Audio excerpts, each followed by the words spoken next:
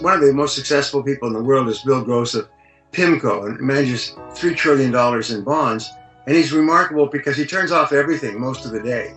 He doesn't check his email. He doesn't check social media. He even turns off his phone. And yet he never misses an important contact, never misses an important communication, and runs one of the biggest bond portfolios in the world with no electronic communication. Yes, and people don't realize that. We've entered into an age today where many people are missing most of their possibilities for success and happiness because of electronic interruptions, is they become almost addicted to interruptions. And there's almost every week, there's something in the Harvard Business Review or Wall Street Journal and the psychological journals talking about what this attraction to distraction is doing to our mind. Because the key to success is the ability to focus. You cannot focus, you can't do anything. The key to success is the ability to start and complete a job. It's as simple as that. Task completion is the difference between success and failure. High income, low income, satisfaction and frustration, it all comes down to task completion. So most people, only 3% of adults have goals. And those 3% own the world. They make 10 times as much in their jobs on average as people without goals. So it'd be the same as going downtown in a busy city to go to a restaurant, but not getting the address. And you notice, well, it's downtown somewhere. So what do? You just head for downtown and you just drive around. 97, but 80% or more people do that with their lives. Clear about where they want to go. For example, you say, well, how much do you want to earn on a year-by-year basis, this year, next year, the year after? And then you come back to the present and you say, well, all right, what will you have to do to earn that amount? And then you work out a variety of different things you could do, and you work out a plan, and you've been working on your plan. What additional skills will you require? Where you'll need to focus? What results will you need to get? Where will the money come from? By thinking these things through, you actually increase the likelihood of achieving the goal, not guarantee, but the likelihood by about 10 times. All over the world where I teach these principles, people come back to me and say, I cannot believe the difference in my life since I began practicing goal setting. I'll say, there's several ways that you can double your income quite quickly. And I'll give you some of them during the course of the day. And I say, well, let me just give you one right now, and I'll give you some more later. And I call it the AB method. I said, I want you to imagine that you have two types of tasks, A tasks and B tasks, all right? A tasks are those tasks that move you towards something that you say you really want, something that's important to you, a goal, all right? And B tasks are tasks that not only don't move you towards something you want, they just move you away. So every day you have to ask, is this an A task or a B task? And then do only A tasks. Don't do B tasks at all. And that'll double your income in the following week and double it again later.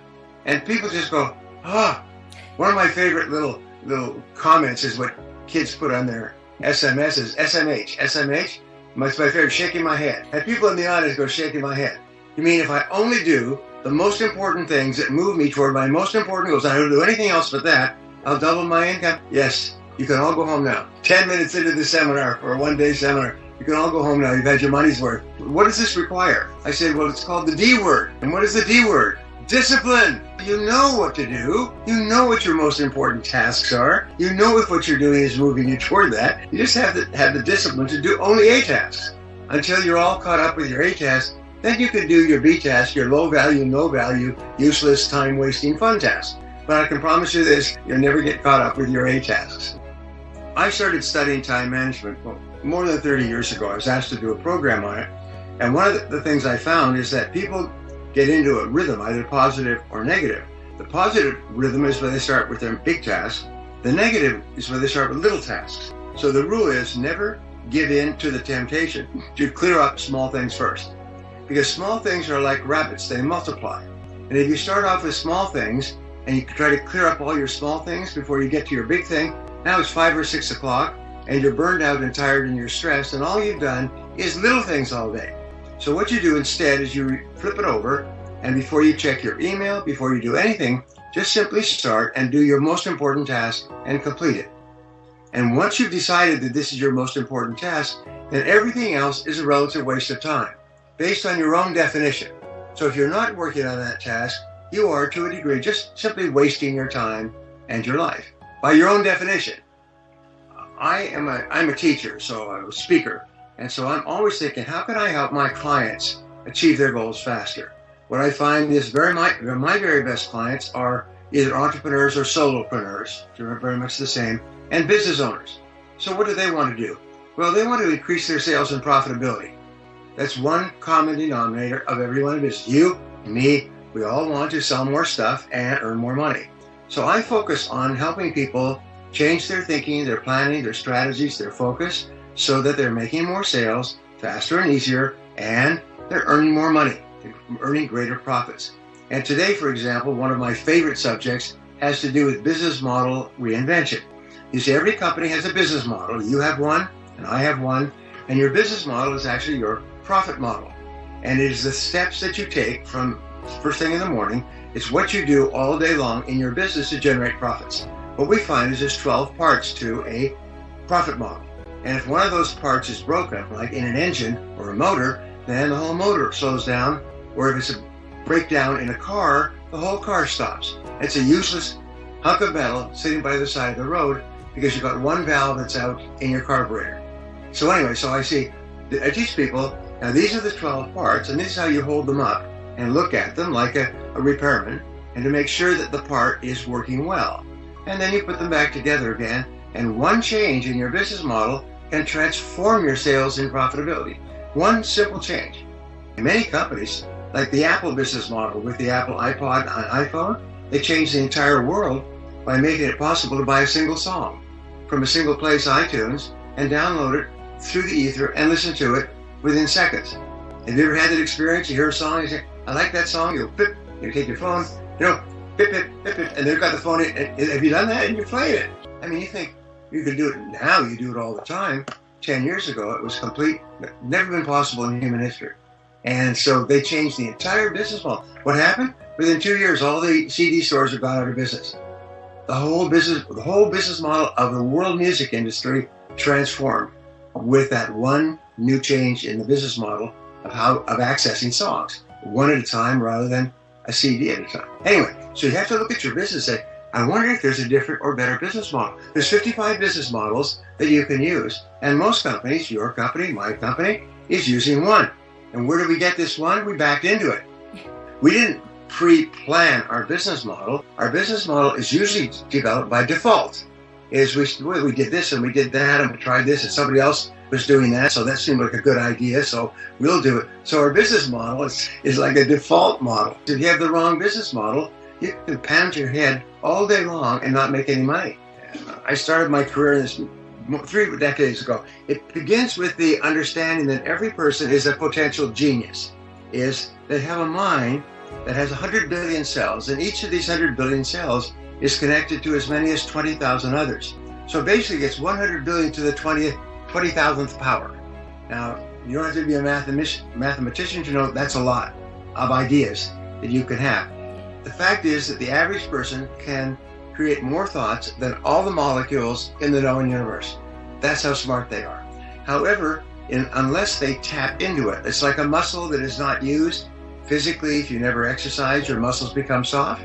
If you never tax your brain, really use it, then your brain becomes soft. If your brain becomes soft, you slip into what is called a comfort zone, which is a neural groove. And it's sort of like if you've ever been bowling and you roll a ball, it has a gutter on either side. So you throw the ball, if it gets into the gutter, it just goes all the way down to the end and drops off.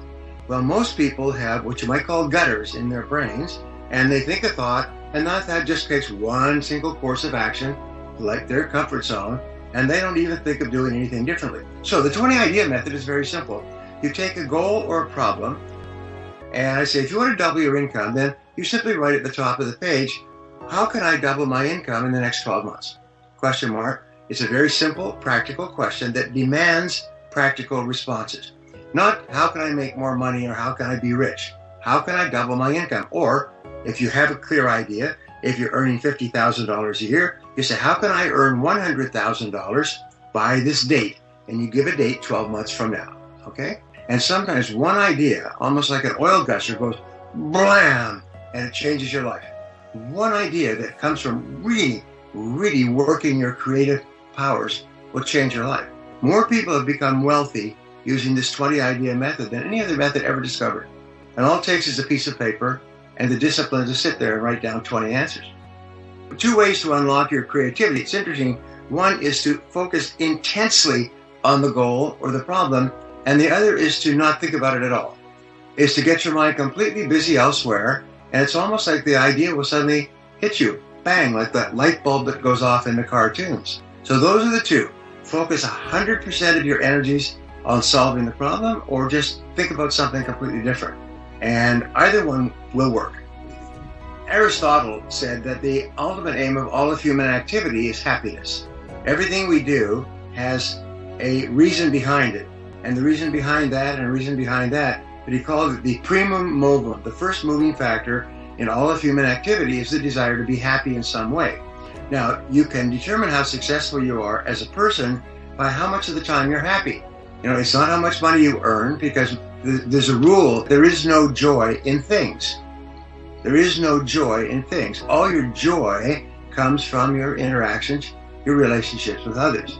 So therefore, your job is to organize your life, not so that you can do more work, so that you can get all your work done, and then you can spend time with the most important people in your life where your joy comes from. And so in relationships, we find there's only one thing that really counts, and that's face-to-face communication.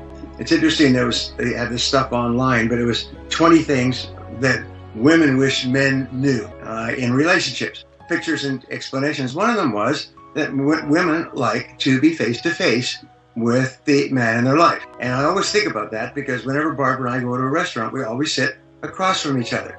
Whenever we have dinner or anything, we always sit where we can see each other's face. And then many restaurants have these bench tables, you know, where people sit sideways. So they're using that as an example. A woman does not want to sit sideways, so she has to basically twist her neck out of shape to see the other person.